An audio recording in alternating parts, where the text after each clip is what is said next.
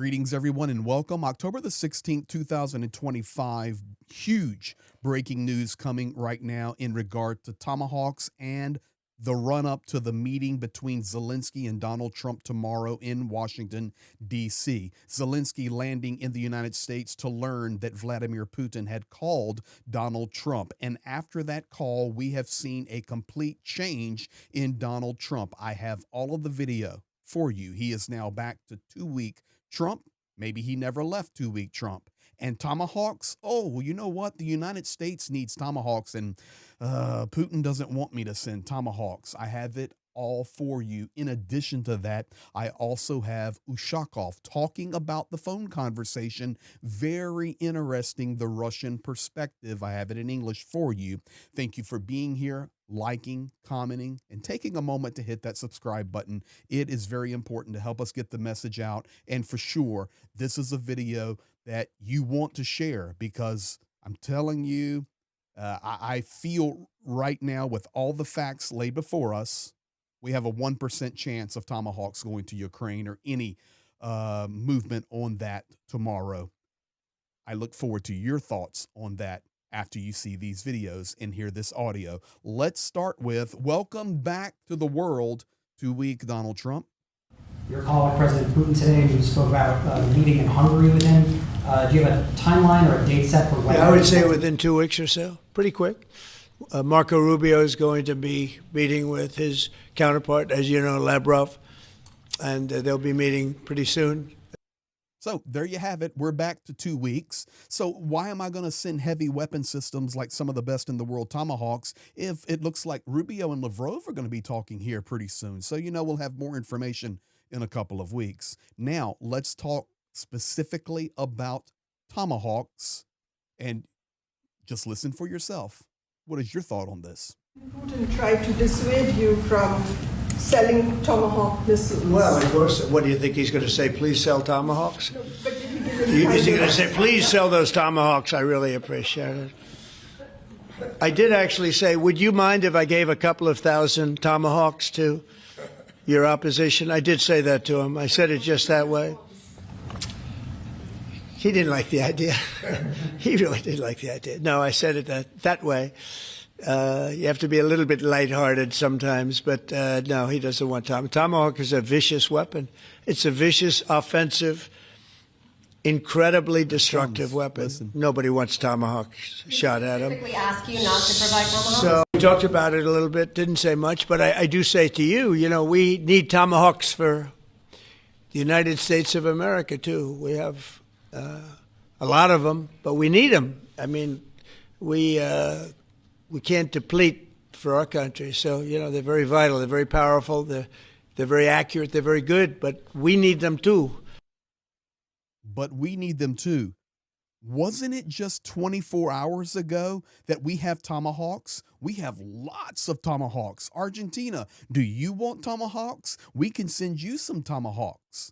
And now 24 hours later, basically, after the phone call with Vladimir Putin, oh, you know, we don't have that many. We need to keep our Tomahawks for ourselves. They're a deadly weapon. And of course, he doesn't want me to send them.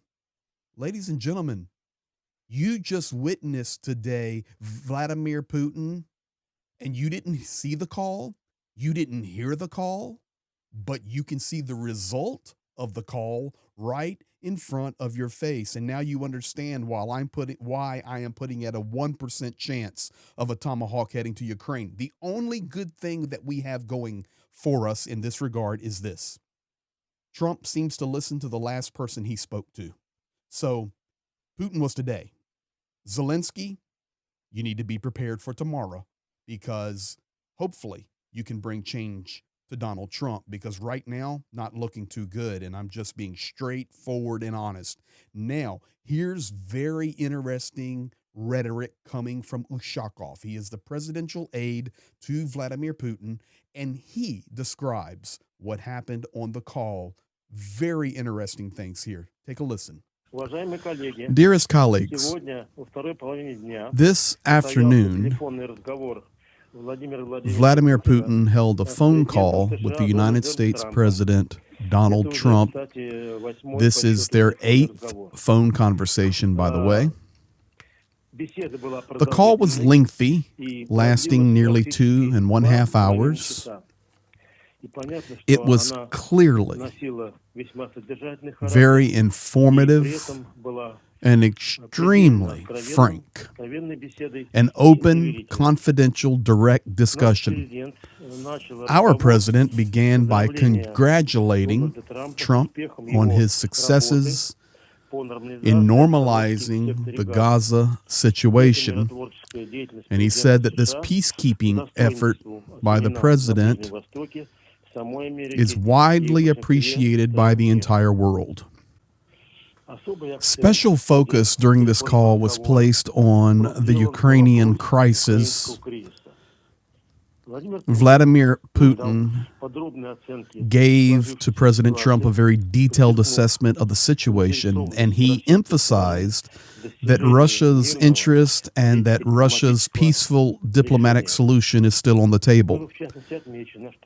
Also, during the conversation about the special military operation, Putin confirmed that the Russian forces control the strategic initiative along the entire front line. Let's pause right there for 1 second. So you're going to congratulate him on Gaza. That's perfect. KGB training. You did a great job there. Now, let me tell you the truth about the war, the special military operation. We are in control of everything inside Ukraine. We have the entire thing under our control, and we still want a peaceful diplomatic resolution. So, because of these conditions, the Kyiv regime resorts to terrorism methods, striking civilian targets, and they strike civilian energy infrastructure. Okay, holy moly. My translation is perfect, guys. Because we're in control of the front line, the Kyiv regime, they're terrorists. They strike our civilians and they strike our energy infrastructure. I believe Kyiv right now is sitting in darkness because Russia is striking civilian targets and energy infrastructure. But see, this is it's a complete mirror. It is a complete opposite narrative. And obviously, Donald Trump right now believes in it. And because of that, we are forced to. Donald Trump repeatedly emphasized during the call the need for a swift peace in Ukraine. And he confirmed that the Russian-Ukrainian conflict was the most difficult to resolve in all of his peacemaking efforts. He repeated this many times during the talk. Now listen, I'm helping you understand this mindset here. Ushakov talking, all this information is going out to the Russian-speaking world, where he's saying, listen, Trump repeated that so many times. He wants a swift response, and this is the most difficult war to resolve. It's the same talking point. This is why I know what Ushakov is telling is accurate here. It's exactly what Trump would do, repeating it many times. He also mentioned his successes in resolving 8 other wars. Notably, a key point from the United States president was that ending the Ukrainian conflict would open up huge economic opportunities between the United States and Russia. Do you see what's happening here? There's going to be no reparations, no responsibility for being this invading nation that has terrorized, killed, razed to the ground 20% of this nation. No. Just end the war and then we can get rich together. It's the same narrative. Here we go, right back to where we were. Both sides, Russia and the United States, mentioned that there is a deep mutual respect between their peoples, and it is clearly shown during World War II. Also, We noted that the current state of bilateral relations seem like a paradox in this context, and that the issue of possible Tomahawk long-range strike missile deliveries to Ukraine was also discussed in depth. Putin reiterated once again that Tomahawks will not change anything on the battlefield, but Tomahawks will significantly harm the relationships between the United States and Russia and any peace prospects. So there you have it. That's what you need to listen to.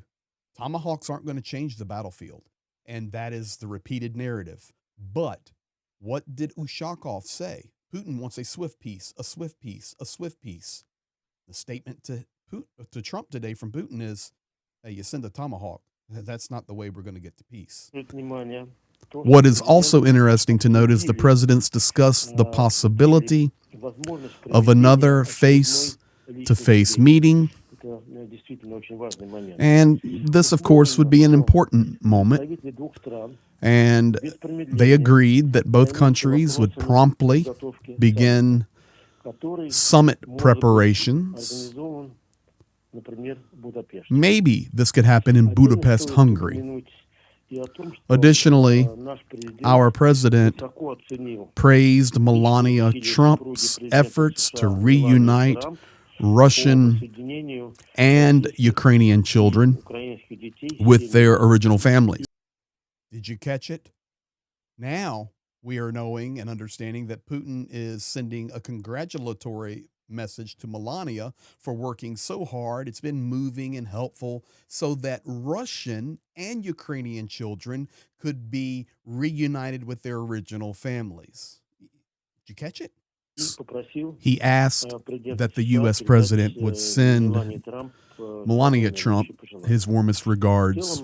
Overall, I report that the conversation between the presidents was quite healthy and in proper timing, and I thank you for your attention. Of course, it's in proper timing because within 24 hours, President Donald Trump will be meeting with Vladimir Zelensky about weapon systems. In fact, it was Trump who stated, you have to come to Washington for us to talk about Tomahawks. We can't talk about them on the phone. The Ukrainian delegation has been there for a few days. Everything has been clicking along nicely. Yesterday, huge day for the European Union and NATO, talking bold about standing with Ukraine. Schmeigel talking about 20 million drones. And today, one phone call from Putin and the United States, I think we need to keep our Tomahawks. We might need them. Right on the heels of wanting to give some to Argentina. Ladies and gentlemen, as we talked about all week, this is going to be a critical weekend upcoming. Thank you for being here. Thank you for sharing, liking, commenting, subscribing. We appreciate each and every one of you, and we will keep you posted.